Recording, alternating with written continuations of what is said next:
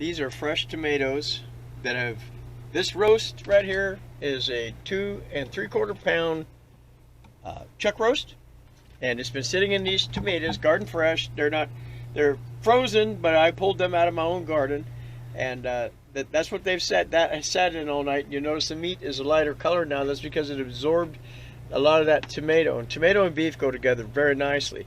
What's going to happen with this here later is my wife's going to take this, render it down a little bit, and make beef stew or other things with the tomato that's in it. It's delicious. What I'm going to do now is I don't have to make a binder for this because it sat all night and it's nice and moist.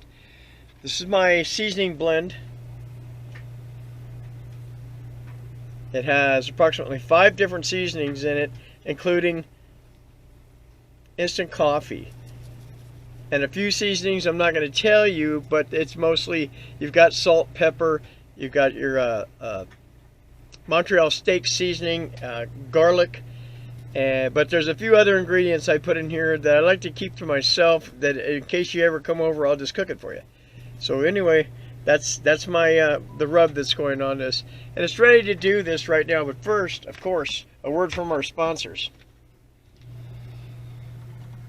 Beer.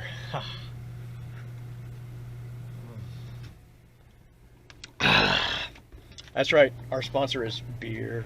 So anyway, be liberal, be liberal, be liberal, be liberal.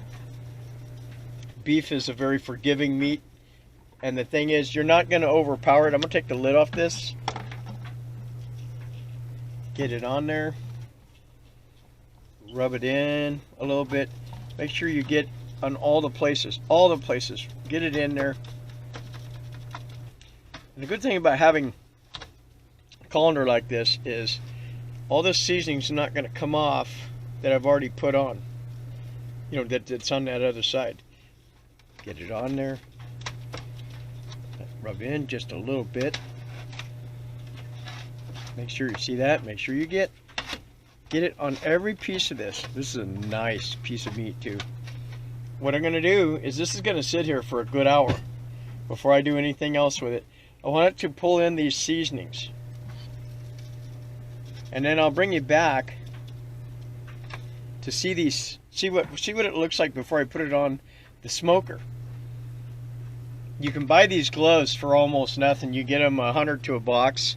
I recommend, you can buy black ones, you can buy these. I recommend these. They're a little bit thicker. You can actually handle a little bit of heat with them too. But you know, they don't have the powder or any of that stuff. It just one-time use. But I recommend them. Otherwise, you're going to be washing your hands over and over and over and over again. And you can see how this is already drawing that in. Okay, man, I can't wait. I just want to eat it right now, but I'm not a savage. And we're going to have one more word from our sponsor. Beer.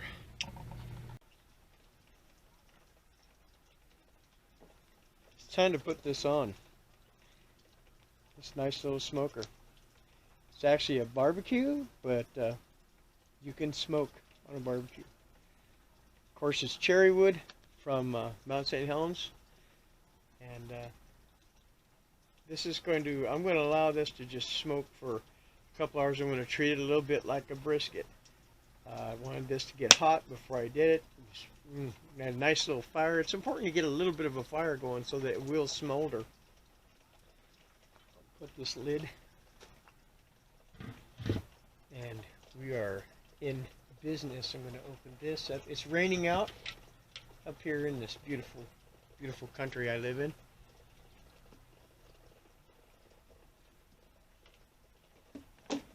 Watch the smoke come out of the back of this. It's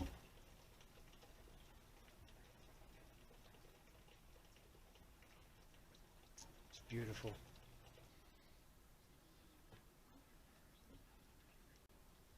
Smoking very nicely. Very soon. Oh, look at that. You hear that? The juices are it's very nice. Beautiful. I'm going to go ahead and put the cap back on this. and let her smoke for a bit more. Pretty soon I'm going to go ahead and wrap it up and just leave it on there with the heat.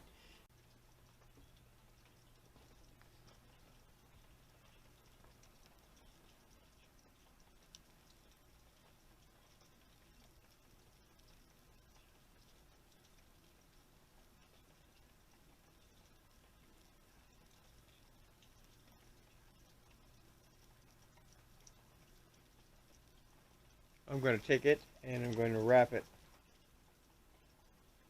Nice.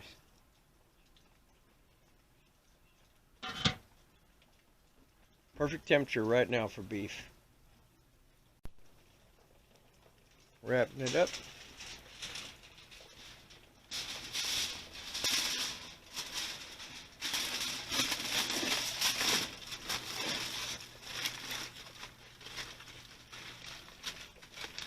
Nice and hot. God, it smells really good.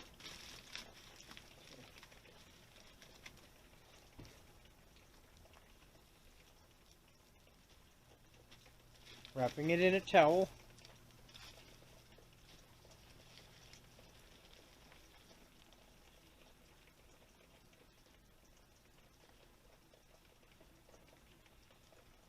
Just like that. And I'm going to let it rest.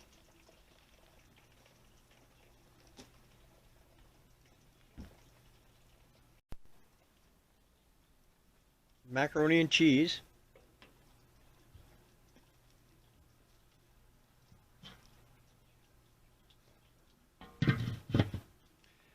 What that has on it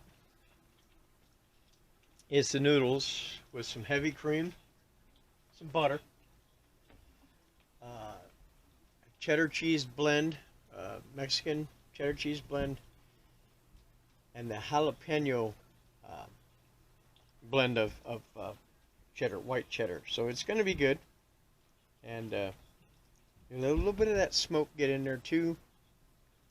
I'm going to top that just as it gets all melted up and everything with some crushed potato chips. Let that cook just a few more minutes and it's going to be done.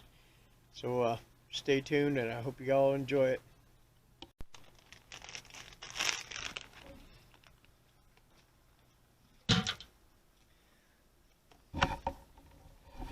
Look at this macaroni and cheese.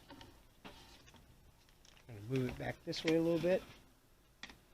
Look at that. Oh, all the great oils from the cheese. Sorry. Oh yeah, that's beautiful. Okay, we're going to do put some potato chips over the top.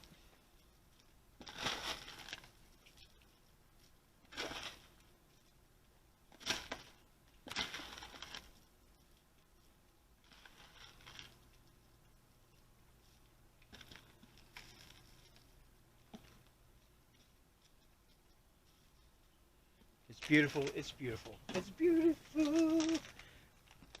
Then over that is going to be the pepper jack. And this dish is called smoked pepper jack macaroni and cheese.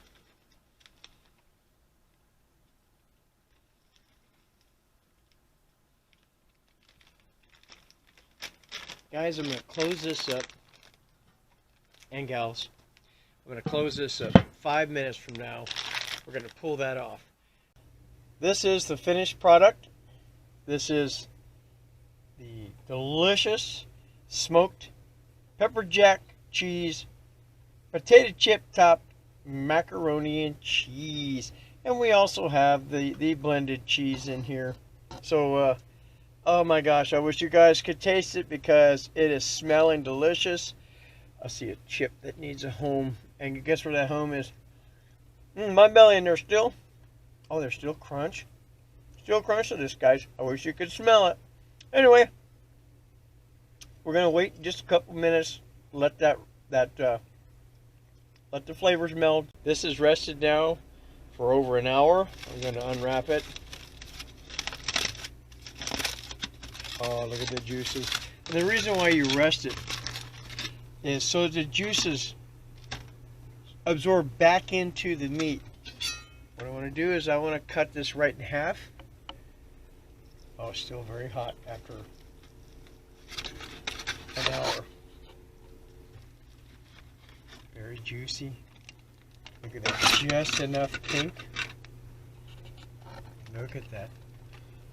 These are not the type of chuck roasts that I remember. I just don't remember a chuck roast looking like this. But if you turn this around, look at this. And all that juice. There's so much juice. Look at that. Oh. Try a little bit more of that. Yeah, there you go. Look at that. Just enough of the pink. I'm going to cut a piece of this. Nice and thin. Like it's roast beef. Has a nice... See how that's how it should be. Okay, here we go.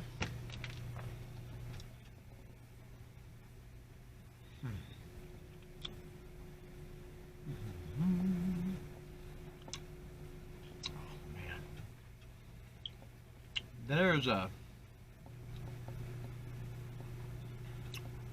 it's like I just had a blast of like a beef soup or a beef stew with all that juice. Has a nice beefy flavor to it. There's something on the end there. Very quality. This is good beef. Well, I'm not really pleased with how tender it is. Usually back in the day, a chuck roast had a lot of fat in it. If this had more fat in it, there would be a lot more. There'd be a lot more. You don't see even any. There should be fat marbling running through this. This is very lean to be a chuck roast.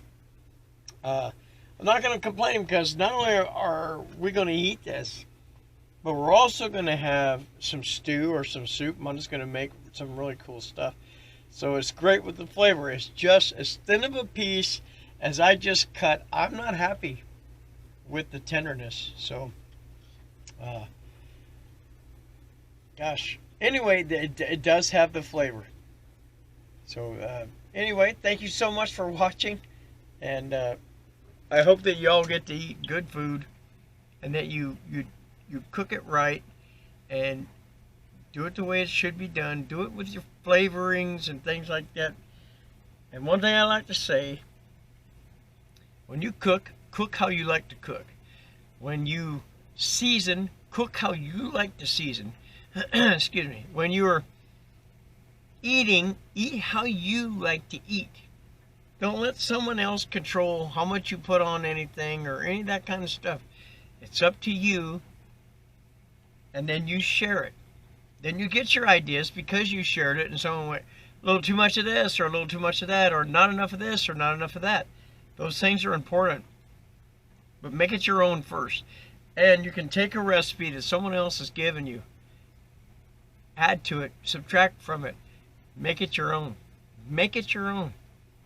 And then I would like for you also to challenge me and give me an old family recipe or something that's cooked outside or that was cooked inside and challenge me to cook it outside. Nothing ridiculous. I'm just not going to do it. So anyway, I appreciate you guys watching and thank you so much. God bless and rock on America, huh? Let's eat good.